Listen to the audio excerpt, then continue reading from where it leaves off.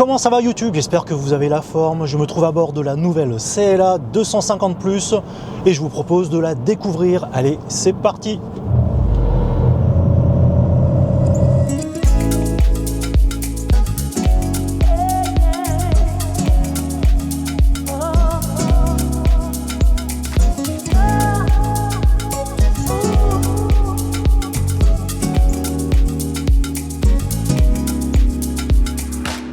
La toute première génération de CLA est apparue en 2013 et nous voici avec la troisième génération. Alors il faut savoir que la première et la deuxième génération étaient basées sur la classe A.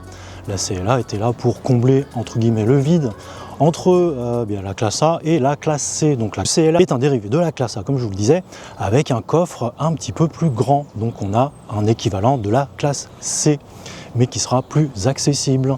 Donc cette troisième génération, on va avoir une toute nouvelle plateforme dite MMA. Alors rien à voir avec ce sport de combat, mais il s'agit de l'architecture modulaire Mercedes. Et donc Mercedes a sorti cette nouvelle génération de CLA, d'abord en électrique. Ici à l'essai on a une version 250+, je vous parlerai des caractéristiques un petit peu plus loin, et elle sera aussi disponible en multi-énergie, donc elle sera aussi disponible en hybride et en hybride rechargeable. Alors au niveau du design, si on n'est pas trop familier avec la CLA, on aura un petit peu du mal à la distinguer avec la deuxième génération, mais il faut savoir qu'il y a quand même pas mal de nouveautés. Alors c'est vrai que là, avec les feux éteints, comme je vous le disais, on aura un petit peu de mal de la reconnaître par rapport à la deuxième génération, mais on voit qu'il y a quand même quelques petites subtiles modifications, évolutions sur le design. Alors ici on a le pack AMG avec le pack Black Edition, donc elle va se distinguer avec un design un petit peu plus sportif, sachant qu'elle est basée sur la finition Limited Edition. Alors ce qui va changer par rapport à la deuxième génération, on avait au niveau de la calandre plein de petites étoiles. Et bien ici, on aura aussi plein d'étoiles dans la calandre. D'ailleurs, comme c'est une électrique, on a une calandre qui est complètement fermée. Et donc les étoiles, alors je ne les ai pas comptées, mais il y en a 142 et elles sont rétro-éclairées. Donc ça, c'est vraiment très très joli de nuit, je trouve. Et on va aussi avoir un bandeau lumineux en façade. Le design avec le grand bandeau lumineux qui est apparu déjà sur quelques Mercedes, qui est repris aussi ici. Mais alors ce qui est vraiment très sympa, comme je vous disais, c'est toutes ces petites étoiles et aussi le gros logo au centre qui est illuminé de nuit. Et par rapport à la deuxième génération, donc la signature lumineuse change, on verra aussi des étoiles au niveau des phares de chaque côté, donc on a vraiment beaucoup d'étoiles sur la face avant de cette CLA. D'ailleurs on a des feux matriciels qui fonctionnent vraiment très bien, les plus réactifs du marché, et ça renforce vraiment la sécurité quand on conduit de nuit. Alors, sinon le design ressemble un petit peu quand même à la deuxième génération, notamment avec les entrées d'air là sur les côtés, donc c'est assez similaire et plutôt subtil. D'ailleurs, il n'y a pas beaucoup de personnes qui se sont retournées sur elle de jour, mais alors de nuit, je peux vous garantir que grâce à toutes ces étoiles-là, les gens vont se retourner sur cette CLA. C'est vraiment ce qui la distinguera de la deuxième génération. Alors, on va voir sous le capot si on a un Frunk, sachant que elle sera quand même la concurrente de la Tesla Model 3. Voyons tout cela. On va avoir donc deux vérins. Ça c'est plutôt bien vu, et donc on a un grand espace de 101 litres, donc on pourra y caser aisément une valise cabine dedans, donc c'est vraiment très pratique. Tout est couvert en dehors de ce rangement là. On va avoir juste ici l'accès au lave-glace et c'est tout ce qu'on aura de disponible, de visible. Donc très bon point qu'on ait un Frunk sous le capot de la CLA. Donc cette génération de CLA grandit un tout petit peu. Sur la première génération, on était sur 4,62 m. Là, on est sur 4,72 m de long. Et en hauteur, on sera sur, en arrondissant, à 1,47 m. Et en largeur, on est sur 1,85 m. Donc, j'ai oublié de vous parler aussi du design au niveau du capot. On a des nervures là qui se prolongent sur le capot. Ça renforce vraiment son style vraiment dynamique et sportif. Alors, comme je vous le disais, c'est une limited edition avec le pack AMG Line Plus, avec le kit carrosserie AMG Line, et donc ça donne vraiment un côté très sportif à cette CLA. Donc on a aussi donc dans ce pack des jantes de 19 pouces, sachant que les pneus avant sont moins larges que les pneus à l'arrière. On est sur du 225 à l'avant, Donc c'est du 225 40 19 et on est sur du 255 35 19 à l'arrière. On est avec des pneus Bridgestone Tourenza, donc ce qui augure vraiment une très bonne tenue de route. Alors, bien qu'elle soit équipée de jantes de 19 pouces, je trouve qu'esthétiquement elle mériterait d'être rabaissée un tout petit peu. Mais bon, on va pas faire la fine bouche parce qu'on a quand même un très bon compromis entre tenue de route et confort sur la CLA. Comme vous voyez, on a les rétros noirs, le cerclage des vitres qui est aussi noir, avec le bas de caisse noir aussi. Les jantes, ben moi je les trouve vraiment très sympas aussi, biton, gris et noir. Et donc sur cette nouvelle CLA, on va avoir les poignées de porte rétractables. Donc voilà, c'est motorisé et on n'a pas d'entourage de vitres, que ce soit sur les portières avant ou sur la portière arrière. Ça donne aussi un côté très sportif à cette CLA. Donc comme vous pouvez le voir, on a entre guillemets un profil de comme un coupé 4 portes. Donc ça dynamise vraiment pas mal le véhicule. Et donc on va voir l'arrière, mais je trouve un peu dommage qu'il n'y ait pas de haillons en fait. Alors ce sera vu de derrière qu'on notera la différence avec la deuxième génération, donc avec déjà la signature lumineuse, encore une fois, qui reprend les étoiles au niveau des feux de stop à l'arrière, là, de chaque côté. Et on va aussi avoir un bandeau lumineux sur toute la malle du coffre. Donc voilà, avec le pack AMG Line Plus, kit carrosserie AMG Line, on va avoir le petit béquet noir qui vient vraiment bien contraster avec la peinture blanche. La peinture blanche est de série. Alors le kit carrosserie AMG Line est vraiment très très sympa, avec la partie noire en bas, petit diffuseur. Alors ce qui est vraiment très sympa, c'est la signature lumineuse, que ce soit à l'avant ou à l'arrière. On a l'impression que le véhicule est vivant. Vous voyez, on a l'intensité lumineuse qui varie comme ça, comme si elle avait des pulsations. Donc ça, c'est vraiment très sympa. Par contre, je trouve un peu dommage qu'on n'ait pas des clignotants à défilement. Là, le clignotant reste de chaque côté, là, ou avoir des clignotants un petit peu plus travaillés. Alors perso, je suis un petit peu moins fan de la signature lumineuse à l'arrière, parce que ça me rappelle un petit peu les premières générations d'éclairage LED. Vous voyez, avec des petits points comme ça. Et ça me fait penser un petit peu ça, justement, au niveau du bandeau. Et là, pareil, au niveau du feu arrière, là, c'est pas comme à l'avant où c'est un petit peu mieux défini, où c'est un petit peu plus net. Donc là, on dirait qu'on a des ampoules halogènes qui se trouvent derrière l'éclairage. Donc bon, les goûts et les couleurs, mais en tout cas, je la trouve quand même pas mal réussie. De l'arrière, c'est quand même très dynamique et très sportif avec le kit carrosserie AMG Line Plus. On a une malle qui est motorisée. Ça, c'est vraiment très pratique. Hop, comme sur la Tesla Model 3. Et donc on va avoir par contre un volume de chargement qui n'est pas très volumineux, je trouve, pour la catégorie. On est sur aux alentours des 400 litres. Et sachant qu'on n'a pas du tout de sous-coffre pour ranger comme dans la Model 3. Donc ça, c'est un petit peu dommage. Alors autrement, pour avoir un petit peu plus de volume de coffre, on va pouvoir rabattre les dossiers sur le schéma 40-20-40. J'ai réussi à caser 3 packs d'eau, 5 cabas. D'ailleurs, j'aurais pu mettre 2 cabas de plus dans le coffre. Qui dit haillon motorisé dit aussi haillon main libre. Et voici comment ça fonctionne. Voilà, un petit coup de pied sous le pare-choc et le haillon s'ouvre. Et on peut aussi fermer le haillon avec un coup de pied, ou alors il y a les deux boutons. Donc on a un bouton pour fermer le coffre ou un bouton pour verrouiller le véhicule. Et donc la malle se ferme. Voici ce que ça donne en termes d'habitabilité à l'arrière. Comme je suis sur la place du milieu, effectivement c'est quand même un petit peu moins habitable pour un adulte, vu que la place est légèrement en hauteur par rapport aux places latérales. Et donc voilà, en plus, alors ce qui est sympa, c'est que comme il y a un grand toit vitré panoramique, en fait le toit descend vraiment bien en arrière, donc ça gêne pas trop. Alors ça frotte un peu avec les cheveux, mais comme c'est lisse, ça c'est pas si dérangeant que ça. Mais voilà, sinon si je me redresse bien en fait, voilà, c'est pas si haut que ça en termes de hauteur sous plafond. Alors par contre, du coup, ce qui est pratique, c'est qu'il n'y a pas de tunnel de transmission, donc c'est assez aisé pour se mettre sur le côté. Et là, effectivement, c'est quand même un petit peu mieux. Bon, il faut quand même s'affaler un tout petit peu pour pas que je touche le toit. Là, j'ai mes cheveux qui frottent un petit peu, mais ça va.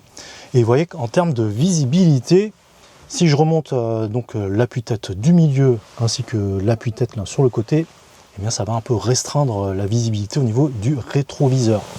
Donc ce que ça donne, voilà ce que ça donne quand les appuis-têtes sont tout rabaissés. c'est quand même un petit peu mieux. Bon, à savoir que comme on a quand même un toit assez fuyant, ça restreint quand même un petit peu la visibilité. Donc c'est bien quand il n'y a personne à l'arrière, mais quand il y aura des passagers à l'arrière, ce sera un petit peu moins confortable en termes de visibilité. Donc comme je vous le disais, dossier rabattable 40-20-40. Si j'y arrive, voilà. Hop. Donc comme ça, on pourra y mettre des objets longs. C'est plutôt pratique. En plus de ça, on a un accoudoir central avec 2 porte-gobelets et un petit espace. On peut y mettre un téléphone, mais bon, je vois pas trop l'intérêt vu que c'est un petit peu reculé, trop reculé. Donc bon, voilà, il y a quand même une petite fente là. On pourra y mettre des objets, je sais pas. Bon, voilà, bref. Sinon, voilà, on a les sièges cuir vraiment très bonne qualité. Alors, le rouge et noir, hein, selon les goûts et les couleurs. Bon, moi, je trouve que c'est plutôt sympa. Et donc, on a ici 2 buses de ventilation type turbine, hein, 2 prises USB-C et voilà, pas de tunnel de transmission, bizarrement, alors qu'on est sur une architecture multiplateforme. Bon, sinon, sur les portières, hein, c'est de la même qualité que sur les portières avant. Donc je note que c'est quand même très bien présenté à l'arrière. Et à noter qu'on aura aussi bien, des éclairages d'ambiance aussi à l'arrière. Et grâce à un empattement de 2,79 m, on a vraiment beaucoup de place au niveau des jambes. Alors, il faut savoir que j'ai réglé le siège conducteur, ma position de conduite. Je conduis assez près du volant, donc j'ai quand même une petite quinzaine de centimètres entre mes genoux et le siège. Alors attention aux personnes qui vont conduire un peu en mode transat, hein. Ça risque d'être un petit peu compliqué. Sinon, on peut glisser les pieds sous le siège si bien le siège est un petit peu monté en hauteur. Sinon, on ne pourra pas glisser ses pieds sous le siège. Assis au volant, on a un intérieur qui a été complètement renouvelé hein, sur cette nouvelle CLA. On a un grand écran ici d'environ 14 pouces, ici à peu près une douzaine de pouces. Et ce qui va changer, on a le nouveau système d'exploitation de chez Mercedes. Donc c'est plutôt fluide, ça fonctionne bien. J'ai vu quand même quelques petits bugs, notamment sur le navigateur Vivaldi. J'ai essayé de naviguer sur internet, mais ça fonctionnait pas super bien, notamment sur YouTube aussi. Donc ça mériterait que les bugs soient un peu corrigés. Autrement, tout ce qui est au niveau des réglages de la voiture, tout ça, ça fonctionne bien. À noter qu'on a aussi la possibilité d'avoir du CarPlay et aussi de l'Android Auto. Par contre, on a le CarPlay là qui est encore dans un cadre, c'est un petit peu plus petit, c'est pas en plein écran. Donc ça c'est un peu dommage. Alors notez aussi qu'on a quand même de grosses bordures sur cet écran central. Donc ça vient diminuer encore plus un petit peu l'affichage du CarPlay. Ça c'est un peu dommage aussi. Alors, en dehors de ces 2-3 petits bugs, ça fonctionne vraiment très très bien. Donc à savoir que on a sur cette version d'essai un système audio de chez Burmeister et qui fonctionne vraiment très très bien. D'ailleurs je vous donne un petit aperçu sur mon compte Instagram. J'ai un petit casque audio qui va enregistrer le son de manière binaurale. Donc ça va vous donner une restitution de la qualité sonore de ce système audio. Donc n'hésitez pas à mettre un casque audio et d'aller sur mon compte Instagram pour avoir un aperçu. On a une énorme console centrale ici avec 2 porte-gobelets. Un emplacement ici pour charger son smartphone par induction. En dessous, on va retrouver un petit espace de rangement. Alors moi, je suis pas très fan de ces types de rangement là parce qu'on est obligé de se pencher pour voir ce qu'on a mis en dessous. On va avoir 2 ports USB-C de chaque côté.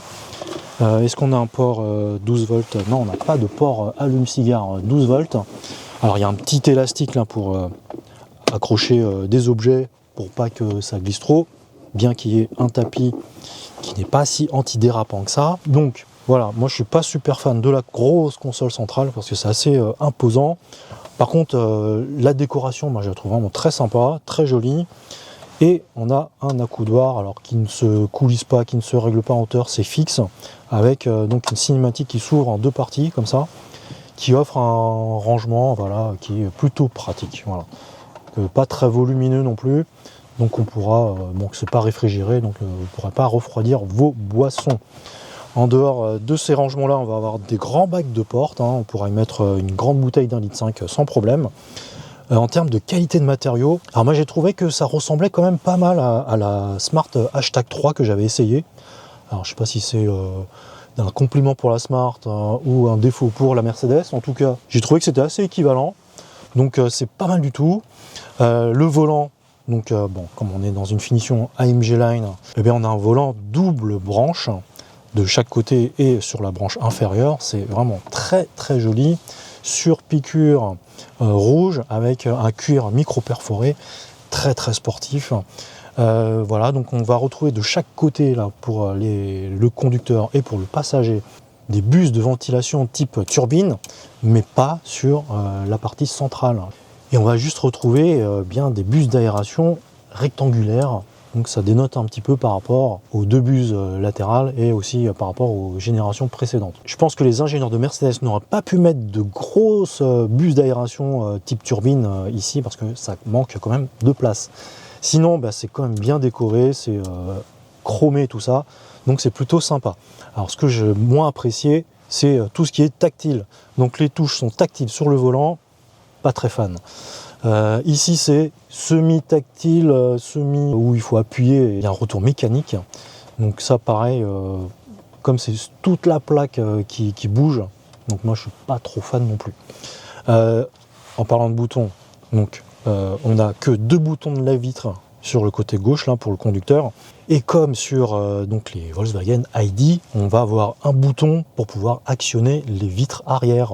Alors sauf que ce bouton là n'est pas tactile comme sur les Volkswagen, mais c'est un bouton physique, donc ça c'est plus ou moins, c'est plus pratique que chez Volkswagen en tout cas, mais voilà, il y a quand même des économies qui ont été faites sur 2 boutons de lave-vitre.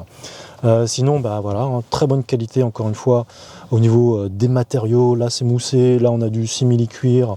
On va voir ici donc l'éclairage d'ambiance sur la portière, autour des bus d'aération, sur la partie bien pour le passager. On va avoir des petites étoiles illuminées sur la planche côté passager.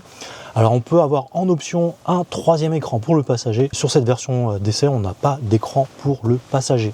Donc c'est dommage, hein, j'aurais bien voulu voir comment ça fonctionne et pouvoir vous le présenter. Sur cette version d'essai, on va avoir des sièges électriques. Alors on a le design des boutons qui ont un peu changé sur les portières. Moi ça m'a un petit peu perturbé au niveau de la forme.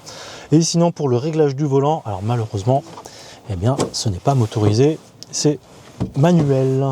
Donc à ce tarif-là, j'aurais quand même bien aimé avoir un volant motorisé pour le réglage. Sinon, on va avoir des sièges où on va pouvoir régler pas mal de choses. Pour le réglage des lombaires, hein, ça se passe sur l'écran. On va aussi avoir des massages. Et on a donc l'entrée et sortie confort de la voiture. Donc le siège va se reculer quand on va sortir et va se remettre en position quand on va s'installer dans la voiture. Ça, c'est très pratique. Donc massage, alors côté massage, je l'ai trouvé pas si efficace que ça, parce que ça masse que au niveau des lombaires. C'est différent de ce qu'il y a dans l'i17. On peut avoir donc des massages au niveau de tout le dossier. C'était vraiment plus sympa. Sinon, on va aussi avoir les sièges chauffants, mais pas ventilés sur cette version. Et on n'a pas non plus de volant chauffant, ce qui est quand même étonnant pour un véhicule électrique, surtout à ce tarif-là. Par rapport aux anciennes générations, on a donc un écran derrière le volant, hein, mais qui permet d'avoir un petit peu moins de personnalisation au niveau des compteurs à gauche et à droite. Donc c'est un petit peu plus simplifié, je trouve, et c'est plutôt plus pratique, hein, parce que c'est vrai qu'auparavant, c'était bien, mais c'était trop. Donc là, ça revient à un petit peu plus de simplicité. Et ce qui est bien nouveauté, encore une fois, qu'on retrouve aussi chez Mercedes, c'est quand on met une destination dans le Waze de son CarPlay, on va avoir donc le Waze qui va s'afficher sur cet écran-là. Et c'est vraiment très pratique parce que du coup on peut l'afficher aussi en plein écran. En termes de design extérieur et puis d'intérieur, eh bien je donnerais mon point au CLA plutôt qu'à la Model 3. Je trouve le design de la Model 3 un petit peu plus fade entre guillemets, et l'intérieur bien c'est trop épuré dans le Model 3. Ici on a quand même des matériaux un petit peu plus premium, plus fonctionnels aussi. On a quand même des boutons, un petit peu plus de boutons, alors bien que ce soit un petit peu tactile là, sur le volant, mais au moins on a les deux commodos. Et bien c'est bien plus pratique d'avoir les commodos derrière le volant.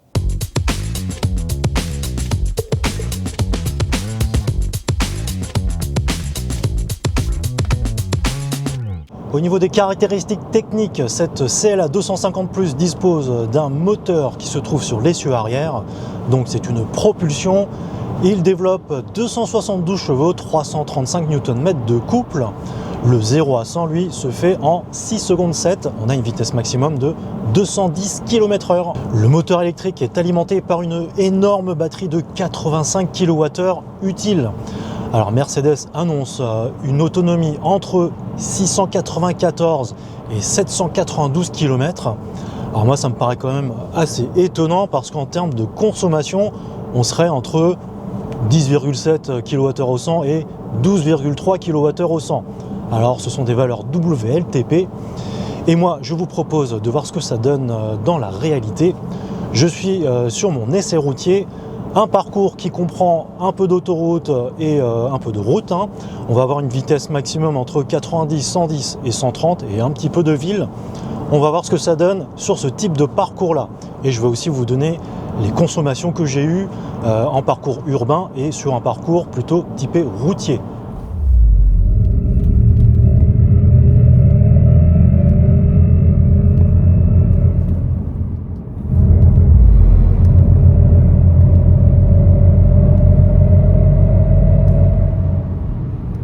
Ce CLA d'essai dispose donc des aides à la conduite. On va avoir donc un régulateur de vitesse adaptatif couplé à une assistance de maintien dans la file, ce qui nous permettra d'avoir une conduite quasiment autonome. Vous voyez là, je lâche le volant et le véhicule est bien centré.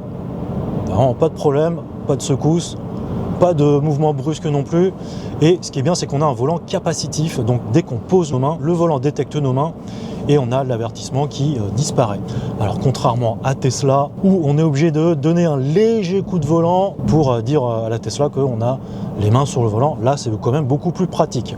Autre chose qui est pratique aussi, c'est que on a une assistance de maintien dans la file et on peut aussi forcer un tout petit peu, il y a une petite résistance au niveau du volant, on peut se positionner soit un petit peu à droite, soit un petit peu à gauche de la file et le système reste toujours actif, contrairement à l'autopilote de Tesla où dès qu'on force un petit peu, l'autopilote se désengage. Donc là c'est vraiment beaucoup plus pratique. Et par ailleurs, ce système fonctionne aussi très très bien lors des embouteillages.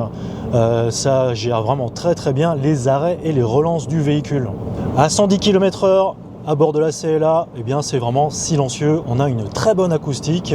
D'ailleurs, on a un tout petit peu de vent aujourd'hui, mais franchement c'est vraiment bien silencieux. Ce qui est vraiment plutôt étonnant, c'est que en fait, je pense que comme les rétroviseurs sont légèrement plus fins, ça permet aussi de diminuer les bruits d'air. Donc ça, c'est vraiment bien vu de la part des ingénieurs de chez Mercedes. Je vous propose de voir ce que ça donne à 130 km/h. Alors voilà ce que ça donne à 130 km/h en termes d'acoustique à bord. Alors c'est bien insonorisé. Je trouve qu'il y a quand même un petit peu de vent qui souffle au niveau des montants. Pour avoir été dans le Xpeng G6, c'était un cran au-dessus quand même, mais franchement là c'est aussi correct, j'ai pas besoin de parler fort, donc en dehors de ça et puis un petit peu des bruits de roulement, c'est vraiment très très correct à bord de la CLA. Sur cette nouvelle génération de CLA, ce qui est vraiment très sympa, c'est qu'on a du freinage régénératif. On a d'ailleurs plusieurs modes. Le mode fort qui va permettre d'avoir du one pedal. On va avoir ensuite un mode normal qui ne permettra pas d'avoir du one pedal et qui est un petit peu moins fort aussi. Et on va aussi pouvoir faire du roue libre ou alors on a aussi du freinage régénératif dit intelligent. Et on va pouvoir gérer tout ça via le commodo de droite en le tirant ou en le poussant. Donc le freinage régénératif dit intelligent, lui va se baser sur le radar qui est devant et va voir en fonction de la circulation, donc il va gérer entre guillemets automatiquement le freinage régénératif et j'ai trouvé ça vraiment plus pratique que dans la i4 parce que la i4 lui ne permet pas de faire du one pedal, donc on était tout le temps obligé d'avoir au moins le pied sur le frein, contrairement dans cette CLA on peut vraiment ne pas mettre le pied sur le frein, le véhicule va vraiment freiner de lui-même. Je vous propose d'écouter un petit peu les différentes ambiances sonores quand on accélère. Donc là on est sur Silver Waves.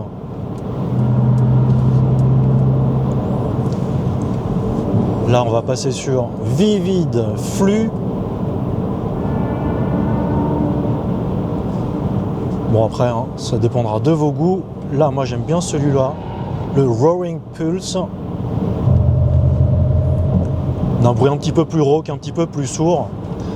On a l'impression d'avoir un gros monstre qui va sortir de sous le capot. C'est vraiment très sympa, le Roaring Pulse.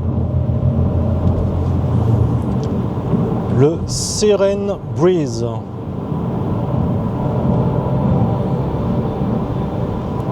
Alors ça c'est un petit peu féerique on dirait. Fractal Fusion. Donc là c'est un petit peu psychédélique je trouve.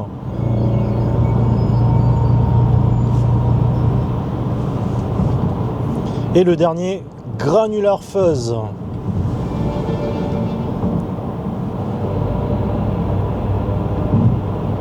Donc c'est assez discret quand même. Ça fait des bruits assez futuristes. Hein. Bon, dites-moi en commentaire ce que vous en pensez. Je trouve que c'est plutôt fun, mais sinon on peut aussi désactiver tout ça et n'avoir aucun bruit à bord. Donc on aura le choix parmi pas mal d'univers sonores. À bord de la CLA, on a donc des profils de conduite grâce au bouton Dynamic Select. On va avoir 4 profils de conduite: Eco, Confort, Sport et Individual. Donc vous l'aurez deviné, sur le mode Eco, eh bien c'est là qu'on aura le plus d'autonomie et c'est là aussi qu'on aura le moins de puissance. Mais franchement, au quotidien en ville, le mode Eco suffit largement. Le mode confort va concilier eh bien, le meilleur des deux mondes entre le monde éco et le mode sport. Donc on aura un véhicule plutôt réactif et avec une direction plus douce. Alors que le mode sport, on va avoir vraiment toute la puissance disponible. On va avoir le volant qui va se raffermir légèrement. Et là, on va avoir vraiment un véhicule qui est plutôt bien équilibré, qui tient bien la route, qui répond vraiment au doigt et à l'œil. Alors c'est pas aussi joueur que la BMW i4, mais en la poussant un petit peu, eh bien la CLA se débrouille vraiment très bien et on a un très bon compromis confort tenue de route grâce à tout cela. Alors comment Mercedes arrive à avoir une autonomie de plus de 700 km sur cette nouvelle CLA? Eh bien tout simplement parce qu'ils ont rajouté un rapport de plus sur la boîte de transmission. Donc quand le véhicule dépassera les 110 km/h, hop, il change de rapport et donc le moteur électrique tourne un petit peu moins vite. C'est comme ça que la CLA arrivera à atteindre une autonomie maximum de 792 km WLTP. Alors ce que moi j'aime bien aussi à bord de cette CLA, eh bien, comme on peut régler la puissance du freinage régénératif ou bien mettre du roue libre, eh bien c'est plutôt pratique pour faire du Pulse & Glide. Le Pulse & Glide, eh bien j'en ai quand même un petit peu abusé pour faire mon essai routier sur le profil de conduite Eco. Et donc ça consiste, comme son nom l'indique, hein, donc c'est de l'anglais, Pulse & Glide. Donc on va donner une impulsion au véhicule et on va rouler sur l'énergie cinétique. Donc on ne consommera rien du tout comme c'est sur l'élan du véhicule. Je vous avais parlé de la capacité de la batterie de la CLA, eh bien elle peut se recharger jusqu'à une puissance de 11 kW sur du courant alternatif hein, ou alors jusqu'à 320 kW sur du courant continu. Et je me trouve sur une borne Electra qui peut fournir une puissance de 400 kW. On va voir combien la CLA peut accepter en puissance de charge, sachant que la batterie est à 33%. Et grâce à mon code EricStech, vous pourrez avoir 50% sur votre première recharge. Donc c'est vraiment très intéressant. Il suffit de rentrer mon code juste avant de démarrer la charge et vous obtiendrez 50% de remise sur votre première recharge. À savoir que Electra propose aussi 2 abonnements pour faire baisser votre prix du kilowattheure. Alors sachant que le prix de base sans abonnement est quand même de 59 centimes. Vous avez 2 abonnements, un abonnement qui s'appelle Start à 1,99 € par mois qui permet de baisser le kilowattheure à 39 centimes et vous avez l'abonnement à 9,99 € par mois qui est Electra Boost et qui permet d'avoir le kilowattheure à 29 centimes. Alors n'hésitez vraiment pas et c'est rentabilisé dès votre première recharge. Je viens de terminer mon essai routier de plus de 90 km. Alors c'était un parcours, comme je vous l'ai dit, hein, qui va mêler un petit peu de ville, un petit peu d'embouteillage, un petit peu d'autoroute à 110 et 130 km/h. Et donc le CLA sur le profil de conduite Eco a consommé 14,4 kWh au 100, sachant que sur la portion à 130 km/h, la consommation est montée jusqu'à 15,4 kWh au 100. Donc on a un véhicule qui est plutôt efficient et j'ai aussi fait le test sur le profil de conduite sport eh bien la CLA 250 Plus était au-delà des 18 kWh au 100 sur la portion à 130 km/h. Sur un parcours purement sur autoroute à 130 km/h, donc on sera entre 450 et plus de 500 km. Et sur un parcours de type mixte, on sera aux alentours des 600 km. Et sur un parcours type routier maximum à entre 90 et 110, on sera bien au-delà des 650 km. Donc on a un véhicule qui est vraiment très efficient pour le coup. Et je dirais que ça s'approche vraiment beaucoup de l'efficience qu'on a chez Tesla sur sa Model 3. Là, en faisant un peu de route, un petit peu de ville embouteillée, vous voyez, 11,4 kWh au 100 pour 41 km. C'est vraiment exceptionnel sur cette CLA. Savoir que je suis quand même sur le profil de conduite éco, que j'ai fait pas mal d'éco-conduite. Bon, c'est le Eric du futur pour vous parler de la recharge. J'étais quand même assez étonné de ne pas avoir pu avoir plus de puissance sur cette borne Electra. Alors sachant que c'est du 400 kW de puissance de charge, j'ai eu maximum 167 kW et encore c'était une pointe. Et vu la courbe, eh bien, la puissance diminuait au fur et à mesure. Alors je ne sais pas si c'est parce que la batterie n'était pas à température ou si c'était un problème venant de la borne. Mais en tout cas, pour recharger 42 kWh en seulement 20 minutes, eh bien, je peux vous dire que c'est vraiment assez rapide, sachant que sur mon modèle Y, pour mettre une quarantaine de kWh, je mets quasiment 50 minutes. Donc tout comme le Xpeng G6, j'ai mis une petite vingtaine de minutes pour passer de 30 à 80%. Donc là, on a un temps qui est assez équivalent. Mercedes revient donc dans la course avec cette nouvelle CLA. Elle est vraiment très homogène, que ce soit en termes de prestations au volant, en termes d'habitabilité, aussi en termes de performance, surtout d'efficience. Elle arrive à être quasiment équivalent à la Model 3 grande autonomie propulsion. Et bien cette CLA vise complètement ce modèle de la Tesla. Donc CLA, Model 3 ou BMW i4, eh bien moi, en tant que fanboy Tesla, encore une fois, je reste sur la Model 3 grande autonomie propulsion. C'est celle qui aura le meilleur rapport équipement-performance-prix du marché.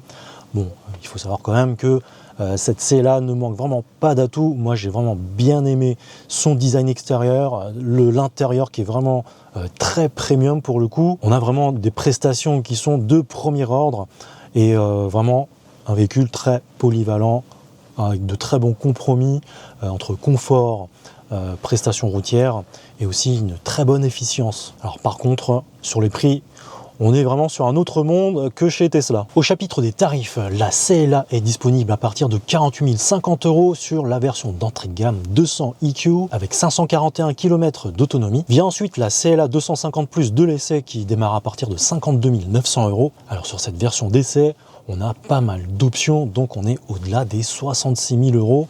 Et donc pour chapeauter le haut de la gamme, on a la version 350 Formatic qui est une 4 roues motrices qui est aussi plus puissante. On va avoir jusqu'à 754 km d'autonomie WLTP et cette version-là démarre à partir de 62 150 €. Vous êtes intéressé par ce modèle-là? Eh bien mon partenaire Localise, spécialiste en leasing depuis plus d'une dizaine d'années, vous le propose à un tarif ultra compétitif. Ou alors vous êtes à la recherche d'un tout autre modèle ou d'une toute autre marque, eh bien n'hésitez pas à remplir le formulaire en description de la vidéo pour avoir un devis personnalisé et ça ne vous coûte rien du tout, alors n'hésitez vraiment pas. Et bien voilà, c'est terminé pour cette vidéo. J'espère qu'elle vous aura été utile et qu'elle vous a plu. N'hésitez surtout pas à me dire en commentaire ce que vous pensez de cette nouvelle CLA. Est-ce qu'elle va faire de l'ombre à la Model 3 ou bien encore à la BMW i4. N'oubliez surtout pas de cliquer sur la cloche pour ne pas rater mes prochaines vidéos, de vous abonner à ma chaîne, c'est vraiment très important pour le futur de la chaîne. N'hésitez pas à la partager cette vidéo, à la booster, c'est une nouvelle fonctionnalité chez YouTube qui permet de mettre en avant les vidéos. Et bien sur ce, je vous dis portez-vous bien, attention sur la route et je vous dis à la prochaine. Allez, salut!